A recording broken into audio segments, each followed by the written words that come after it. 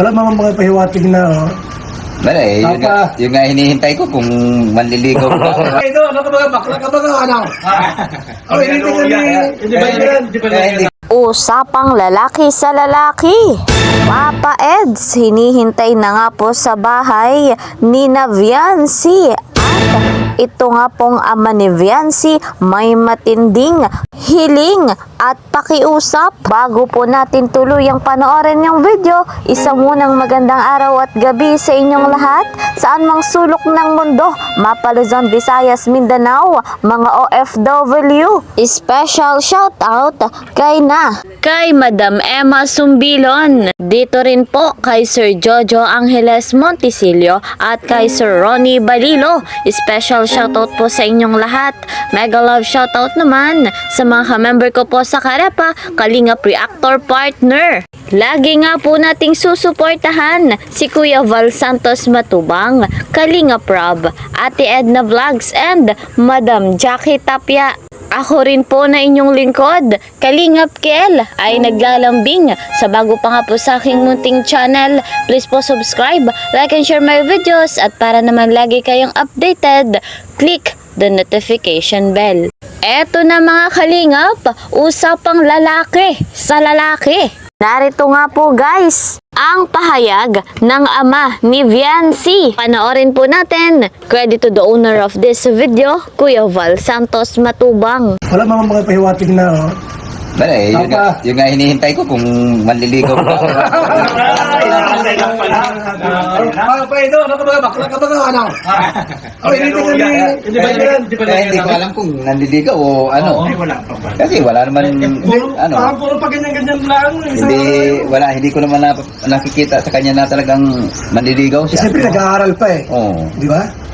Alam nga naman na... Sabi ko ako noon, inaalok ka agad sa magulang, talagang gusto ko anak. Okay lang, hindi ko naman napansin yun.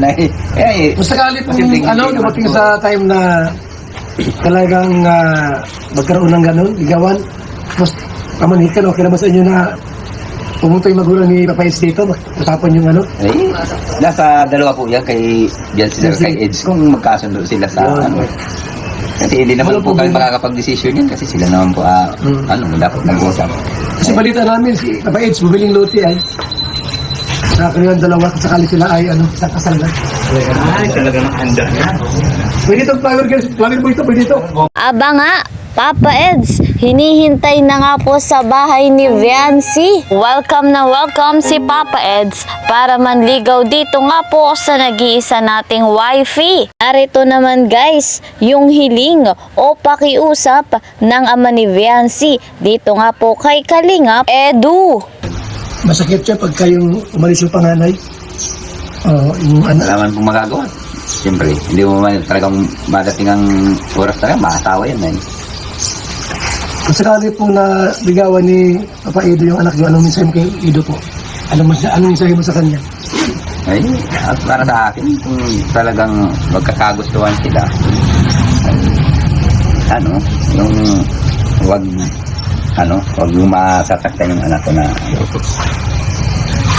Ano po nalaman mo na sinasaktan ni Papa Edu? Anong gagawin niyo po? Kumawiin mo? Pawiin ko. Hindi naman pwedeng gano'n na... Ikaw, kinasal na mo na? Ay, kahit na po kinasal. Kahit pa sino pong lalaking Kumawiin mo? Pawiin ko. Siyempre, hindi ko naman yung pinalaki para saktan lang ng isang lalaki. Kung hindi bibigay ni Papa Edu, ano gawin mo? Dimanda mo na lang. Wala naman pong magagawa. Papa Edu, ha? Bangin mo si Viancy at mahal na mahal ni Papa niya ito. Ganyan ang pagmamahal ng isang ama. Hiling rin ng ama ni Viancy na makapagtapos muna ng pag-aaral ang batang ito bago nga po mag-asawa.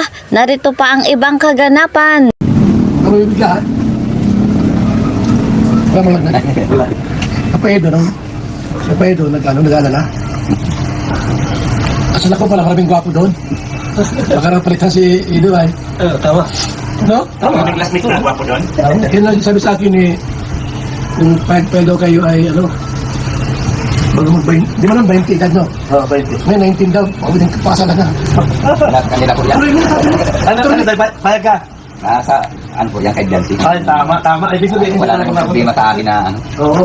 Ay, kung doon lang talaga pagmamahalan nila, bakit ba? No? bakit natin titigilan yan, ay sila Hindi mo naman. daw piling ko sa kuya. Ano ba yung piling? Oo. Wala naman po makakapigil sa kanila. Talagang sila, ano, magkagustuhan. Pero, siyempre, pagka nag-asawa, aalis na dito. Pag-iba ng bahayan. Malulungkot ka niyan. Mapunta na lang po sa... Walang problema. Walang problema tatay. Ano? Wala. hindi mo naman po natin tigilan yan. Oo. Hindi sila nakaka... Ito, madalaw. Pero, pabor ka kayo, pabor ka. Ay, wala naman po ano kayo ilo. Wala naman masabi doon. Saan ka? Ay, sus, para sa akin, butong-buto ako. Gawa na, si Papa Is kasi. Basta silang dalawa nagkakagusto. Ano yung problema? Kahit hindi pa tapos mag-aaral. Ay, kung gusto na po, bahala sila. Sabi ko sa akin, Pag mo na kung try. hindi, tapusin pa naman ang pag-aaral. Tapusin mo. Hindi daw, kahit daw di pa tapos, basta patapusin lang. Oo, patapusin pa tayo. Ay, mahirap yung hindi na makatapos. Oo, tama. Ayun lang. Kasi nag-aalala rin kami ngayon, baka mawakwak ng mga sponsor, gwapo ba ito? Di ba? Magawan. Nakita mo na karang, ano lang, balita nagpunta doon sa... Oo, kasama pa si Biancy, di ba? Oo, hindi, siya lang mag-isa. Kasama lang, siya lang mo. Oo, yung siya lang mag-isa. Yung nandun mag si, ano, yung si X. Hindi lang, muntik na yun. Yan na yun naalala ko. Baka friend man pa, no? Hindi, malay mo, di ba? Hindi na mawakwak, mamaya sabihin, Baka sabihin na. Ay, oo. na-print mo up. Hindi naman sa kanya, no? Ay, patay tayo. Kaya dapat agapan. Agapan nga. Okay, so kanina tapos. So, actually, wala na problema na ipakasal natin. Wala. Sabi nga walang problema basta hayag si Biancy. Hindi, ang maganda dito, si Benson, baka, ay, delikado, baka ito, susunod. Gawin na, gawin gabi. Benson, kung pumayag, ha? Ay, baka naman yung gawin mo. Hindi. Masusunod ka, Benson. Ano? Kunwari, Hindi gusto mo, natin pero- tiktahan yung ano, tao. Ha? Hindi naman po Huwag mong tiktahan. Mamaya, masabi ka, obvious ka. Mahirap ay. Huwag ka magbayad. Okay lang sa vlog, pero pag yung dalawa ni Biancy. Huwag ka magbayad. Ako masusunod, tatay mo ako.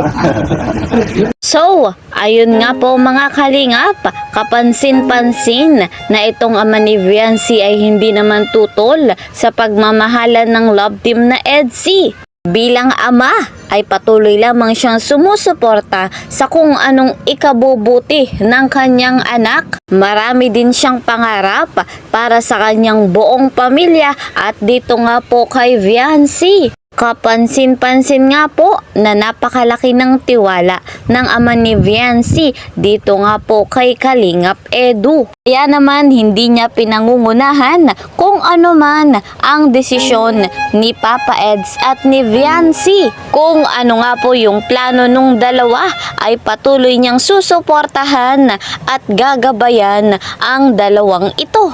Tunay talagang napakabuti nitong ama ni Viancy at talagang napakaganda naman ng chemistry ng love team na EDC. Kaya po umasa tayo na ang tambalang ito na ang love team na ito ay hindi nga po mapapagaya sa Danjoy. So guys, eto po muna ang ating update. See you po sa next video. God bless everyone. God bless Team Kalingap. Ingat kayo palagi. Bye-bye!